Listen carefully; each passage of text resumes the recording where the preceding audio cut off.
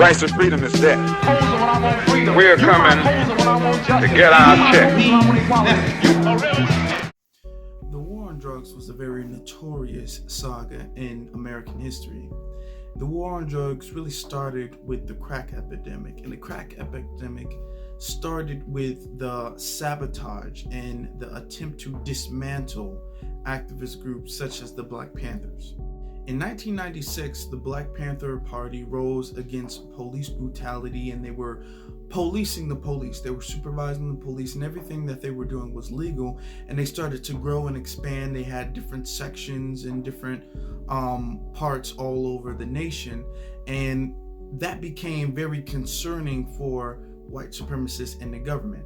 Now, in my previous video of Dr. King, I talked about John Edgar Hoover, who was a notorious FBI director. Now, John Edgar Hoover wanted to dismantle the Black Panther Party and any other organization that could threaten him. So his idea was he needed to implant certain things so he can publicly go in and dismantle the organization. He can go in and dismantle communities and stuff. So him and the CIA, they created the COINTELPRO. With COINTELPRO, it had a whole bunch of illegal methods so they can go in and disrupt the Black community, so they can dismantle anything that they saw as a threat to white supremacy. In June 1971, President Nixon declared a war on drugs. He dramatically increased the size and presence of federal drug control agencies and pushed through measures such as mandatory sentencing and no-knock warrants. Richard Nixon was a hardcore white supremacist. He was very, very racist, and his war on drugs was really meant to be a war on Black people. But he can't say we're declaring a war on Black people. He has to say it's something else so the public can't see it as open racism. He can't be openly racist with it, so he's gonna say Black people, he's gonna say drugs, and he's gonna closely associate that with Black people.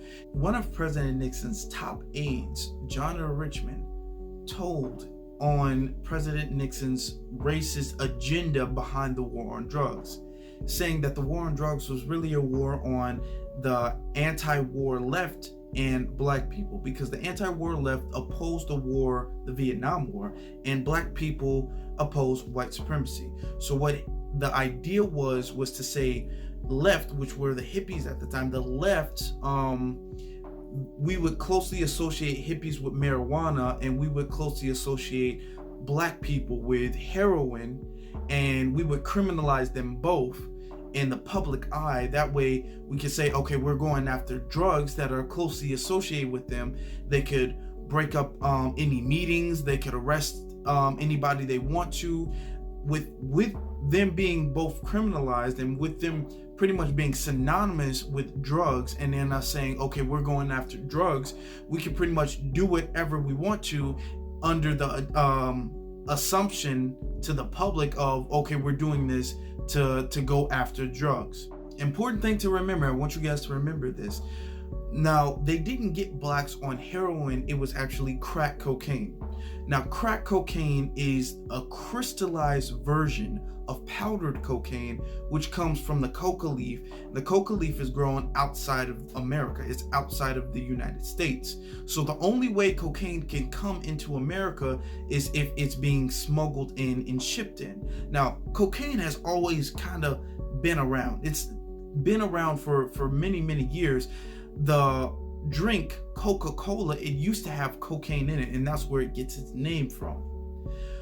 The CIA and the FBI teamed up to have cocaine shipped into America and into the Black community. That's why you constantly hear Black people saying the CIA put crack cocaine into the Black community, because Black people didn't have the ingredients to make crack cocaine. Crack cocaine is a very difficult thing to make if you don't have first off, you can't make it without the ingredients, and even when you have the ingredients, to get the cocaine out of the coca leaf, it's a difficult process that Black people weren't doing. So the cocaine was being made outside of America, but being shipped in through America with the permission of the CIA. Of course, the CIA would never admit this. Of course, they would say, okay, we tried, but somehow all this cocaine was being shipped into America, but the cocaine was being allowed to, and some people say the CIA was actively helping cocaine being shipped into the black community for the black community to be sabotaged. Now, in the mid to late 70s, Jimmy Carter, he kind of calmed down with the hippies. The attack on the hippies kind of toned down, so the criminalization of marijuana, it slowed down, but then you still have the criminalization of crack cocaine.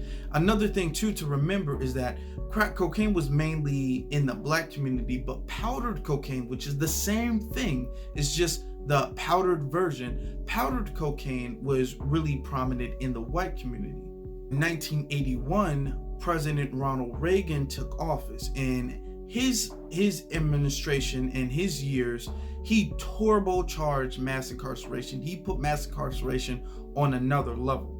Now, his wife, Nancy Reagan, started the Just Say No campaign, and with the Just Say No campaign, it was disguised to spread awareness and to prevent use from drugs, but what it really did is it desensitized the seriousness of people who are addicted to crack cocaine. Now, this is very important to know, that crack cocaine and powder cocaine are being used at the same time. It's not like you had people addicted to crack cocaine and you didn't have people addicted to powder cocaine. White people were addicted to powder cocaine and black people were addicted to crack cocaine. But everybody was putting the focus on crack cocaine. Her Just Say No campaign that was really targeted to desensitize people, desensitize the public to people who are addicted to crack cocaine. So when you see somebody addicted to it, you don't have the feeling that they can't help themselves. They can help themselves with the Just Say No campaign. Just say no. It's as simple as that. Ronald Reagan's campaign from the 1980s, nonviolent drug offenses went from 50,000 incarceration to 400,000 by 1997. In the mid 80s, you had the Anti-Drug Abuse Act. And what the Anti-Drug Abuse Act did is it created a huge disparity between crack cocaine and powder cocaine, even though scientifically they're both the same thing. In the media, they were pushing it as if crack cocaine is more dangerous. It's a more dangerous form of cocaine than powder cocaine. So that's why we're going after crack cocaine so much harder than powdered cocaine, because it was cheaper and it was more dangerous than powdered cocaine. So we have to go after the crack cocaine.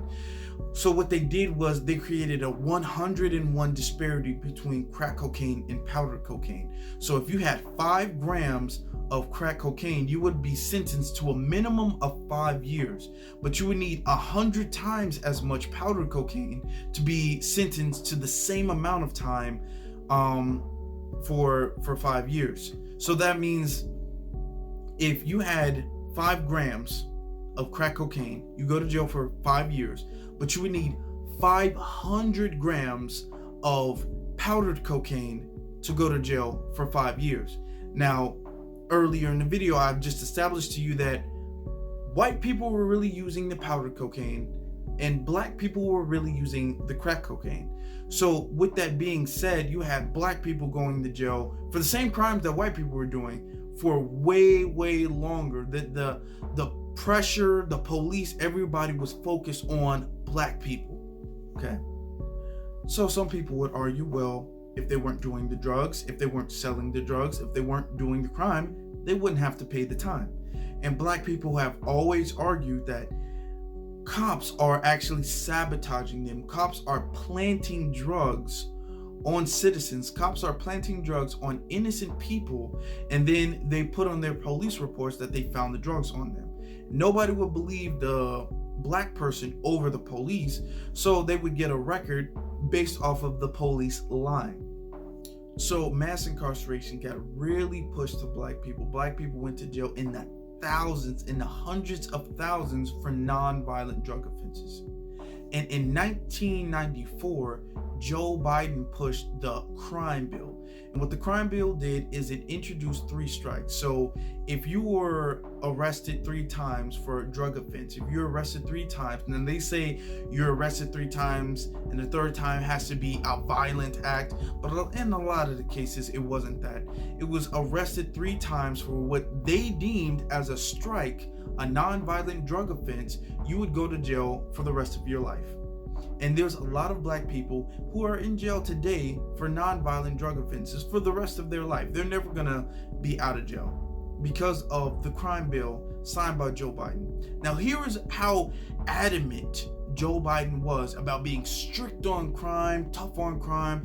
You have to attack them viciously, lock them up, throw away the key. This is what Joe Biden had to say about it. The truth is, every major crime bill since 1976 that's come out of this Congress, every minor crime bill has had the name of the Democratic Senator of the state of Delaware, Joe Biden, on that bill. I don't care why someone is a malefactor in society. I don't care why someone is antisocial. I don't care why they become a sociopath.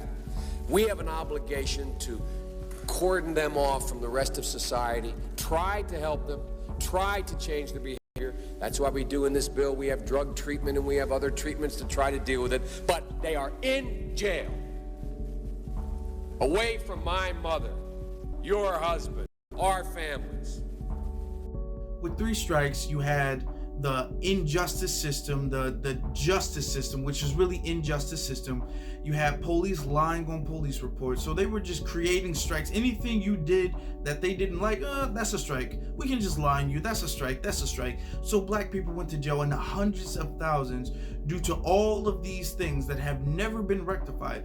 The war on drugs is still inactive today. It's still very present today. Not as much as it was back in the 1970s, 80s, and the 90s, but even today in 2021, the war on drugs still continues.